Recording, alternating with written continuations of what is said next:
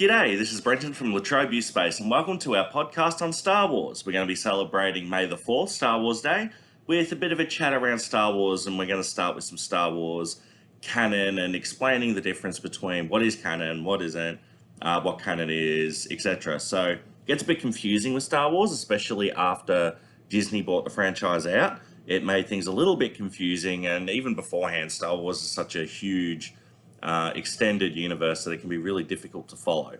So, to explain, before Disney bought out the franchise, what was considered canon? So, canon is what's considered true and really did happen within the extended universe, not just for Star Wars, but for anything that you're really interested in. So, anything with an extended universe, Marvel and DC are the same. A lot of video games and that also have content that extends past the main medium. So with Star Wars, there's plenty of other shows. There's also heaps of books, novels, loads of comics, loads of video games, and they all add up to an overarching story of Star Wars that goes beyond the original movies. So before Disney bought out the franchise, there was a hierarchy in place, and they needed to do this because there was so much Star Wars content that often there would be dates that clash.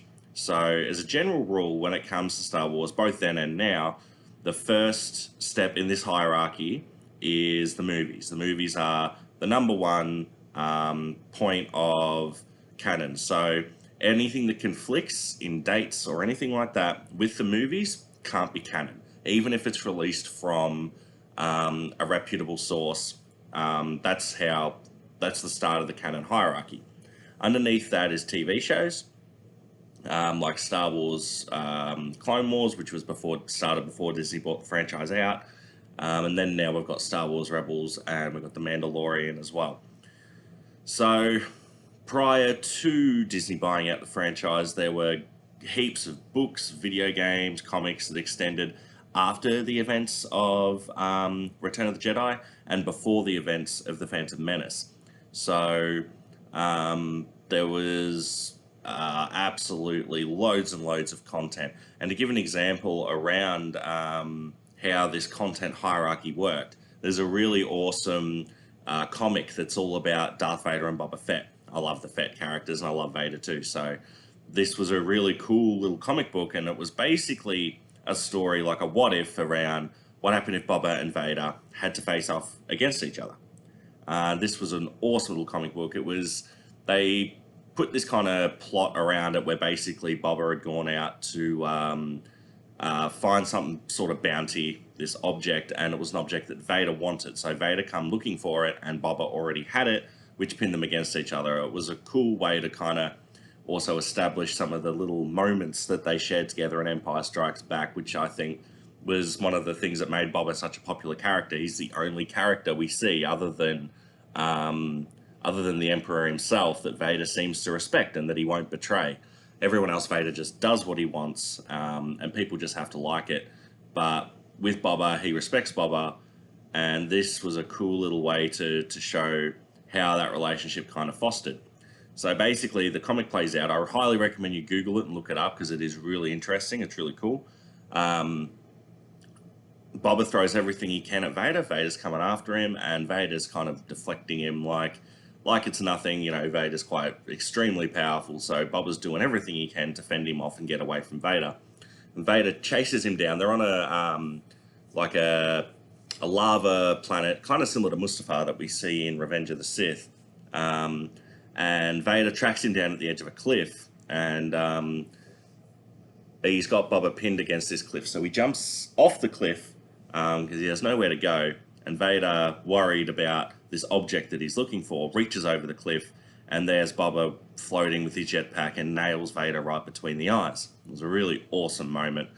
And Boba gets up and he starts bragging about how he beat Vader. So then Vader gets back to his senses and Force chokes him, and he's got Boba beat. So Boba throws this object off the cliff and to head down towards the lava.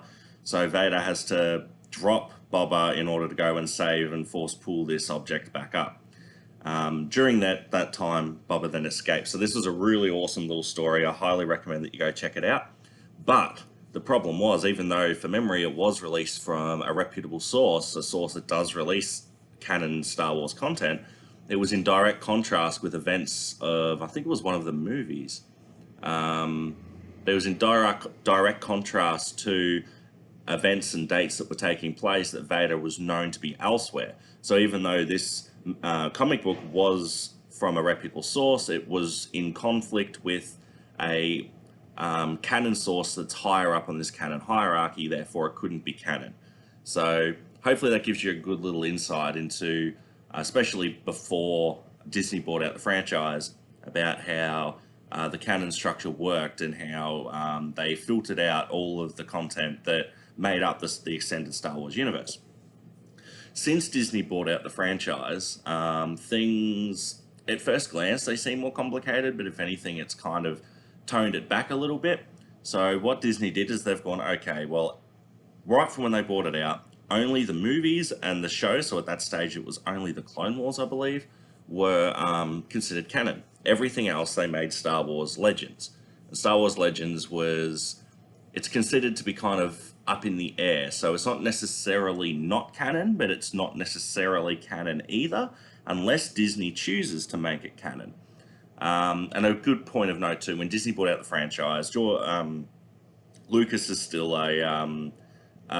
plays a massive role with the Star Wars franchise. He still produces and everything like that, so he still has a massive role with the Star Wars franchise. It just doesn't sit directly under him anymore. And at the end of the day, Disney can overrule him with things, I guess, if they really wanted to. But so with this Star Wars Legends, as I was saying, the way they did it, it means that all of these previous games and stuff, they're not necessarily completely out of the Star Wars loop. They're not completely non-canon. They're kind of up in the air, and this gives Disney the ability to pick and choose what they want to make canon and what they don't.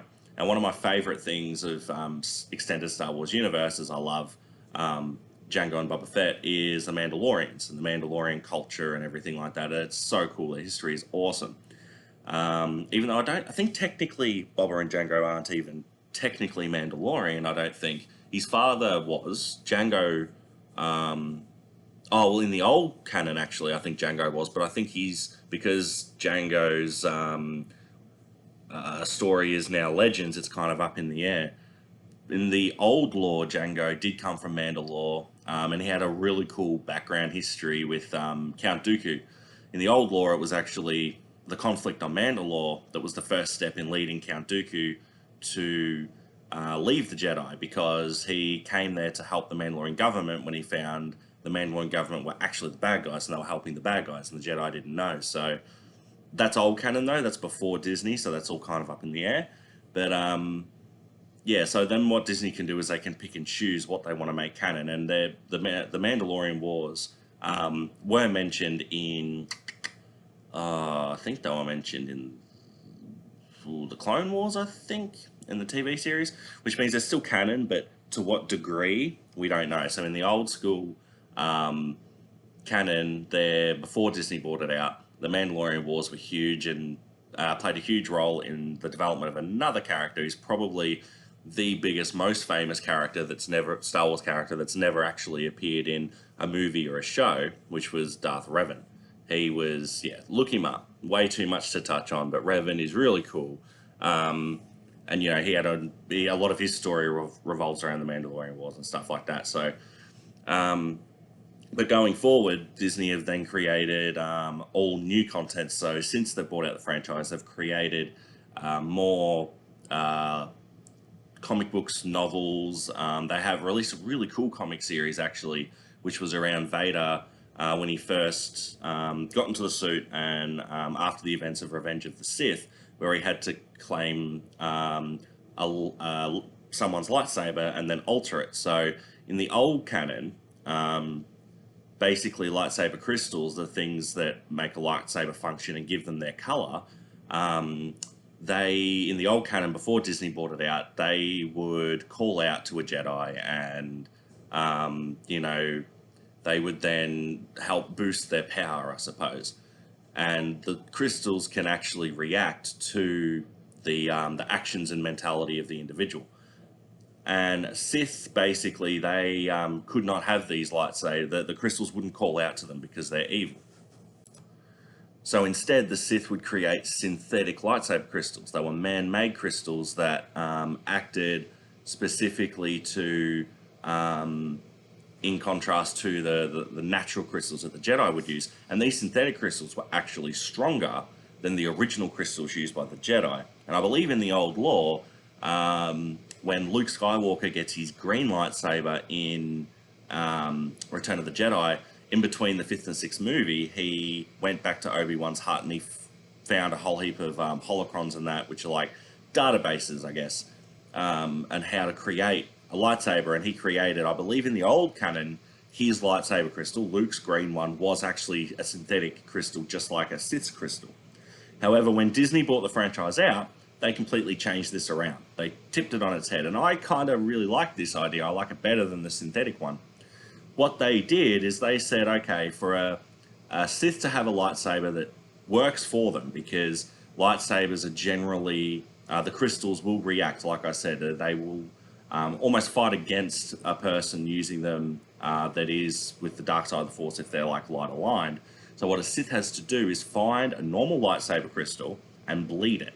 It's a process where they corrupt the lightsaber crystal that then they use to create their own lightsaber that doesn't fight against them. And a really awesome canon moment where you can see lightsaber crystals and how they react to the user is pay close attention when you're watching the movies. You can hear the sound. The sound of Sith lightsabers have a real hiss to them, almost like a snake, as opposed to a Jedi's lightsaber. And there's a really cool little scene in Revenge of the Sith where Anakin, I think it might be where he goes to kill the younglings, he lets off his lightsaber and it has the hissing sound like a Sith lightsaber, even though it's still blue.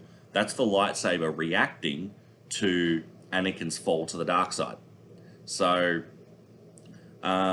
Disney have changed up a lot of their content, a lot of the canon, but personally I kind of like it. I think more Star Wars is always good, and I think that they've done a pretty good job in streamlining a lot of stuff. There's some stuff I'm not that terribly keen on. I think in the old lore, the weapons and the rifles and stuff that we used, the blasters that we used in the series weren't actually lasers. I think they were like compressed gas, which I guess made more scientific sense, I suppose. I don't know. But now they're just lasers with no real explanation. At least that's as much as I know. But as a general rule, I think Disney have done a pretty good job. They're creating brand new content. And The Mandalorian I absolutely love. I think that's one of my favorite Star Wars things that has ever come about. I absolutely love it. I don't think you need to be a Star Wars fan to enjoy it. If you haven't seen it, go check it out. And let us know in the comments what you think. Do you like what Disney's doing? Do you not like what Disney's doing? And if so, why not? You know, I think it's good to have discussions, but I think it's also good to appreciate other people's views and to really take on board. And I think a true Star Wars fan will enjoy any Star Wars that comes along. So, yeah, thanks guys. See you later.